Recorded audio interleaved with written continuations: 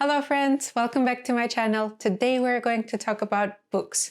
Years ago when I was thinking about creating a YouTube channel, I thought it was going to be a channel just dedicated to books because I was watching all the book videos on YouTube, reading a lot of books whenever and wherever I possibly could read.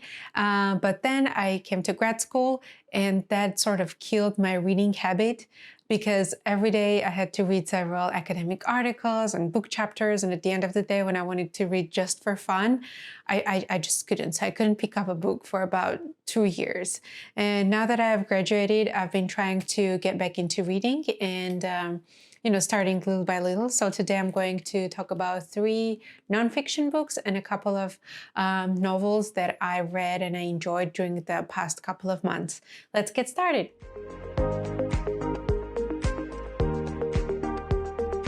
So the first book I have is called Failure to Communicate. I got this from a little small library in our neighborhood. It is by Holly Weeks, who is a communications consultant.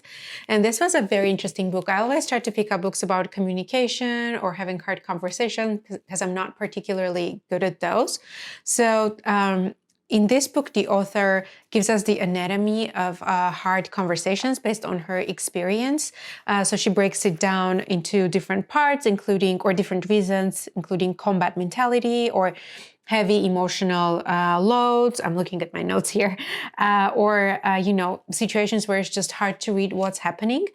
And then she's trying to break down all the situations and scenarios and give, doable, very actionable advice on how to navigate these situations and these conversations. One thing that I took away from this book is having a respect in every conversation for myself, for the other person involved in the conflict, and for the problem itself.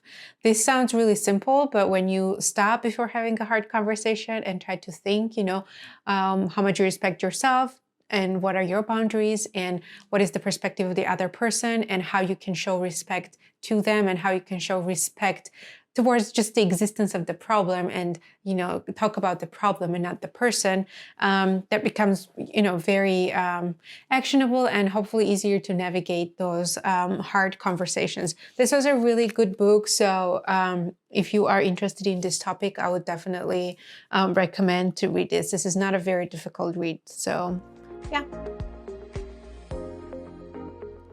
And so the recommendation number 2 is Spark by Angie Morgan, Courtney Lynch, and Sean Lynch. And it is called How to Lead Yourself and Others to Great Success.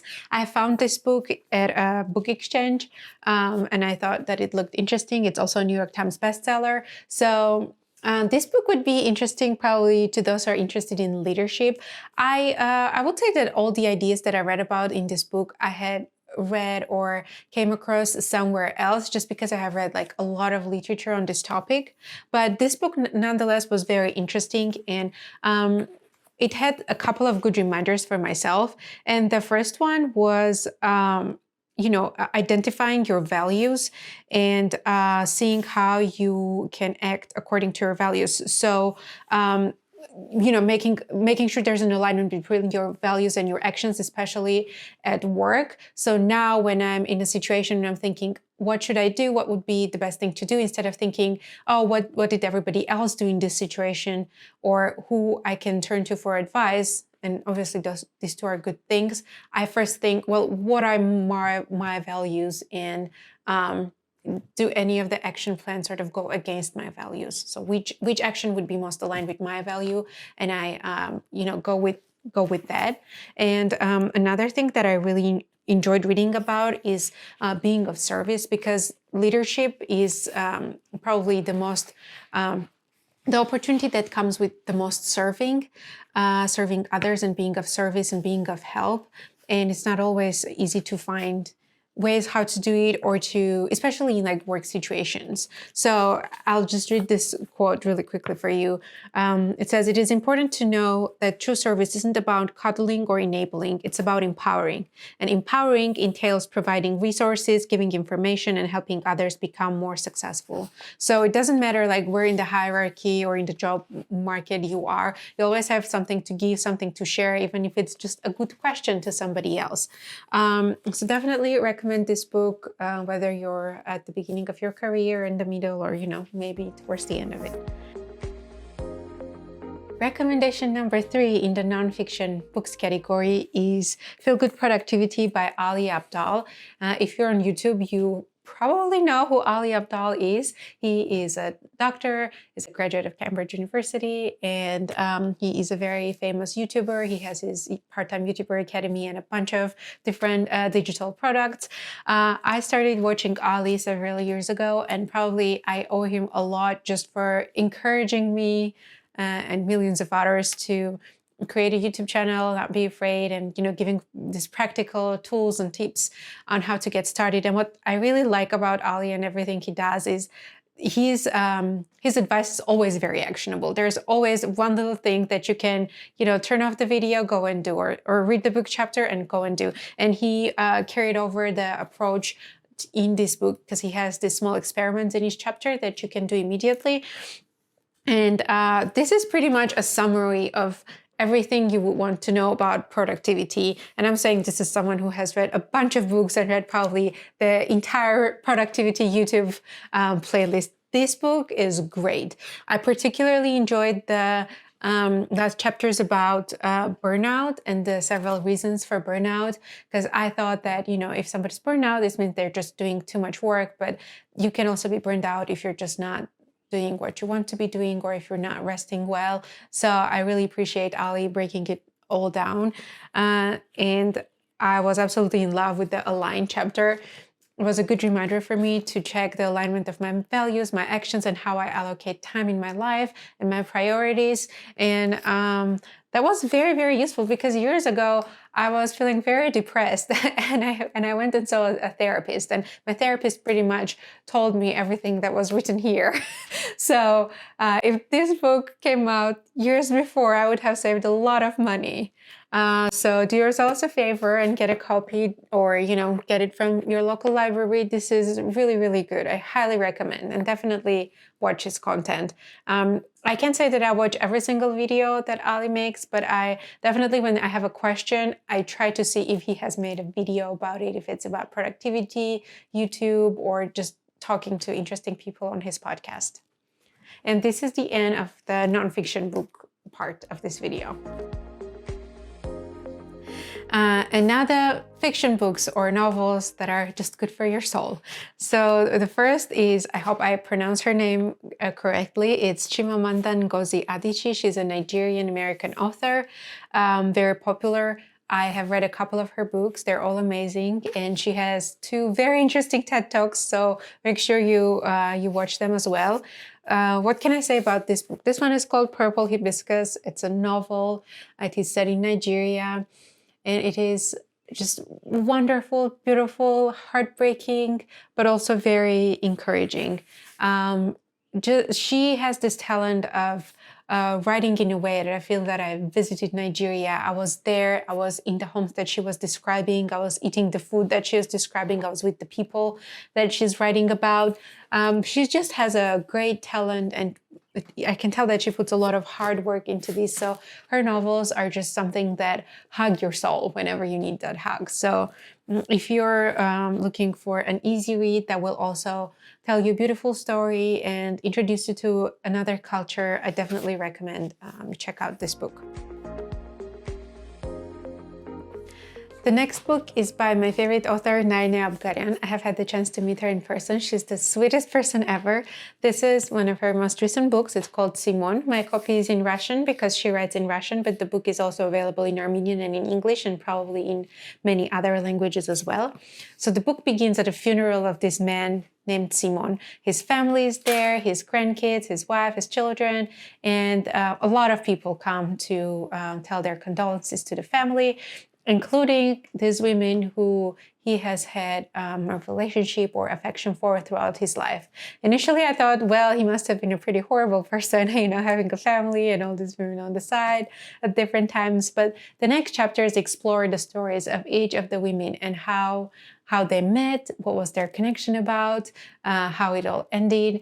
And it gives such a such an insight into just regular human stories and the brokenness of life and the beauties of life, and how things can go wrong and can go right, but how everything makes sense at the end, of the story, at the end of the day. This book was absolutely beautiful. I experienced the whole spectrum of human emotions while reading it. I laughed, I cried. I just couldn't put this down, and I wish it had 1,000 more pages because I would have just read them all. So I absolutely recommend this book to anyone who can read, anyone who appreciates a good story. This book is like 10 out of 10. Absolutely wonderful.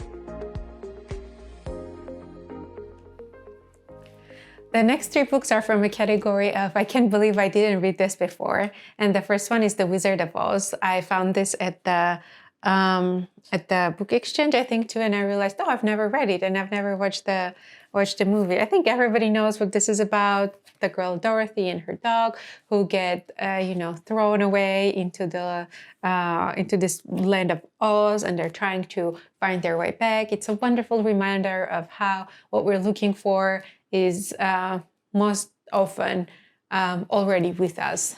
So just a good read that seems very light but also has deep meaning. I truly enjoyed reading this. The next book that I missed reading before is Sense and Sensibility by Jane Austen. And people who know me would say, wow, you always told us that you don't like Jane Austen. And I didn't like Jane Austen before because I feel like growing up, I was just trying to read this as a love novel, and it was just so romantic, and I couldn't, I was just rolling my eyes all the time, and never enjoyed Jane Austen.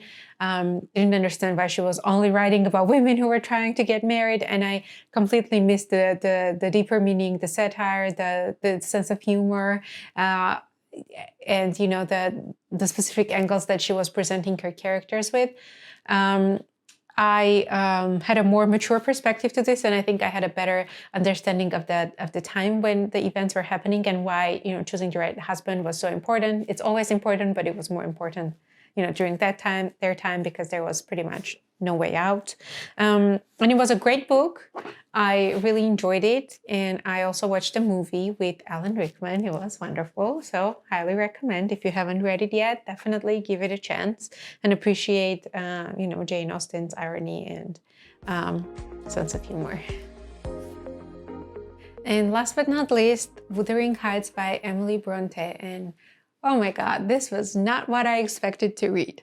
I think I read this book when I was a teenager and I didn't really understand it. Probably I read some sort of an abridged version, but I was reading this, I was trying to root for different characters, I was trying to believe in them, only to find out that all of the characters were inherently negative, really bad, and it didn't pretty much have a protagonist, I guess, because nobody was reliable. Nobody had, really good motives or a very good heart, or as the book was going. So I was like very confused and like, what is happening here?